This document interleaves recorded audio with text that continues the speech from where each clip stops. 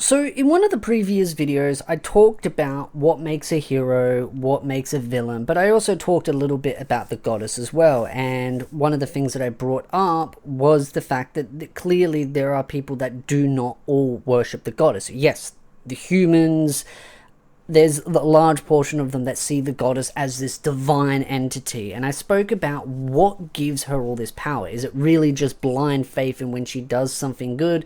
They all see that as someone that is of omnipotent power. I mean, that's kind of how these things work, don't they? When someone does something crazy that can't be explained, people automatically think of something in crazy. Magic. I mean, imagine if we brought cell phones 100 years into the past and we showed those to people, would think that's witchcraft. So of course there are those with great power that would be seen as divine entities, but the goddess isn't always around. That's the thing. Sometimes she's there, sometimes she's not, and she kind of sees humanity as nothing more than her plaything. And in the last episode, it kind of indicated that there were people that didn't quite worship the goddess, and I'm talking humans. In this episode, it involves in that even more, and I want to bring up the discussion of this whole idea, because I saw some comments of people being like, oh, but all the humans worship the goddess, and it's like, well, why do you think that? Is it just you weren't paying attention to the anime, or was it that when you were watching it that you just automatically assumed that all humans that would worship the goddess? And even before these recent episodes, I always thought to myself, clearly there are people out there that are all not going to worship the goddess. Not everyone is going to blindly follow, which was why I brought up the discussion of what makes a hero. And the main point of that wasn't so much of the deeds itself, though I did bring that up. The main core component that I wanted to bring up is what gives the title itself. Is it really just the goddess that decides who is and is not a hero? Or is it certain actions that the goddess does, like the fact that she summons certain individuals and that automatically makes them a hero? But then a lot of us see a hero as someone that does deeds in a certain way, as someone that stands above normal, that goes out and does things for the greater good. Those are sometimes what people see as heroes. So there are many different value systems of what defines a hero. The goddess is one of those. Just summon a person, throw them into the world, and that makes them a hero. Doing good deeds can make you a hero. Or just proclaiming yourself to be a hero and having exceptional power and people behind you can also make you a hero in some people's eyes. I'm not saying either or either of those are right. Of course, I have my own personal opinion, which you can kind of indicate from that.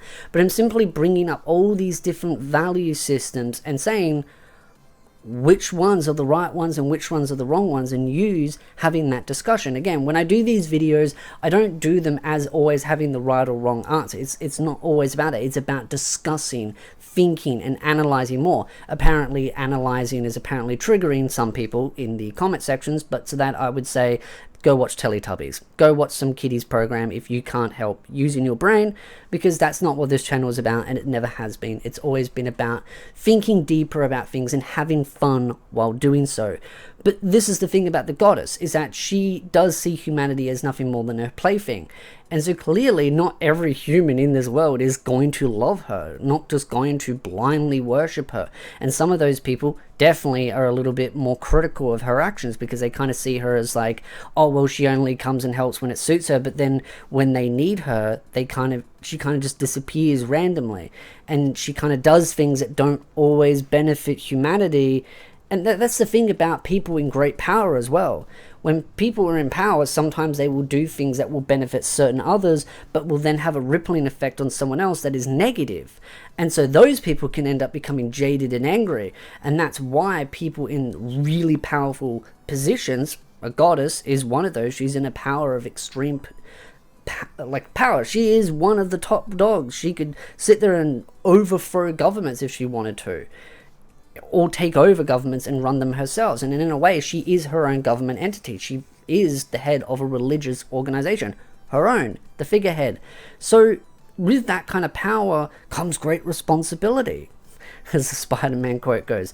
But it is true. With great power comes great responsibility, and sometimes you make decisions that will have a positive effect on some and a negative effect on some, and sometimes you have to weigh those up. But with the goddess, it's more about what amuses her, not so much what benefits certain people. And then of course she doesn't have a certain love for the beast people, and then of course the main protagonist, definitely she doesn't have a love for them because she sees him as ugly, and so she kind of has this purist mindset going on.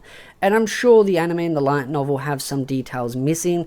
I will definitely get into those details when the light novels do come out as an English translation in this month, and I will continue to do my light novel reviews and analysis on those as time goes on, so definitely have that to look forward to. But it just makes me wonder where that part of the story will go, and what influence will it have on the main protagonist, where these people are clearly got a bit of a disdain towards the goddess, and they're willing to also use beast people as part of their experiments, because the way they see it is that, well, the humans had to sacrifice their lives for her, well, why can't the beast people? And so there's some interesting dynamics going there as well. Now, where will this conflict go? Will these certain heroes have values that will partly align with the main protagonist? Again, I've seen some fans bring up spoilers. Again, don't want any.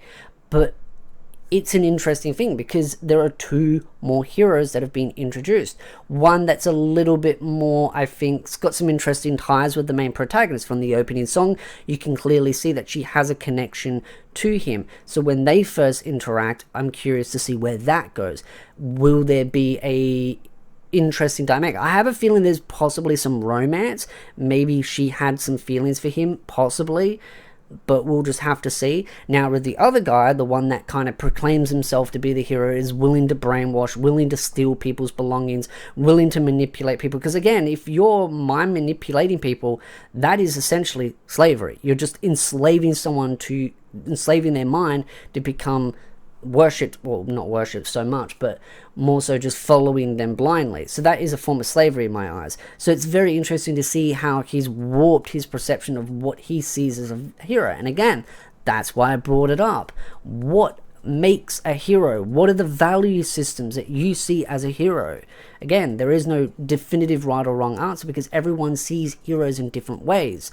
And even if we saw it in the same way as of like, oh, well, doing good deeds makes you a hero, it's like, okay, but how many good deeds do they need to do? What kind of deeds do they need to do? Because at the end of the day, I could go outside and find $1 on the ground that a woman dropped and give it to her. Is that really making me a hero of the people? Or opening the door for an elderly person rolling in on a wheelchair? Does that make me a hero of the people?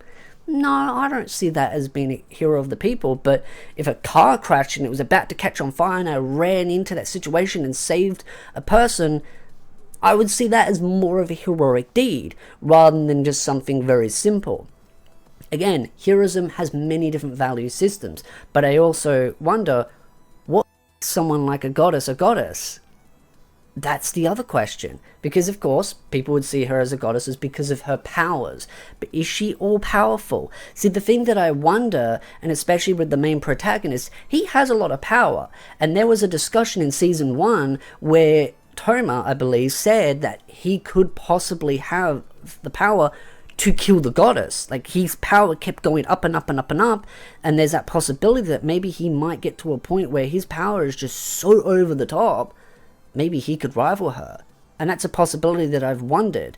Now, that then brings up the question, is she the goddess because of how long she's been in that position for, the influence that she's had, the fact that people just worship her blindly? That's the question. What makes you a goddess? Again, there's no right or wrong answer. I'm simply just asking the question of what allows them. Just because they're there first? And how long have they been there? Are they maybe another summoned person that's just gotten into that position and just sat on that seat and gone, I'm a goddess now? Again, I don't want spoilers because I'm very excited to see where the story goes with the light novels. Of course, the light novels are going to be much more further behind than the anime, but as the light novels does come out, we will definitely get some interesting missed content, but also one day it will get ahead of the anime. So I'm very excited to see where this goes. I'd love to ask the questions off to you. What do you think of this particular topic? What do you think is going to happen with these entities that are kind of opposing the goddess and what she represents?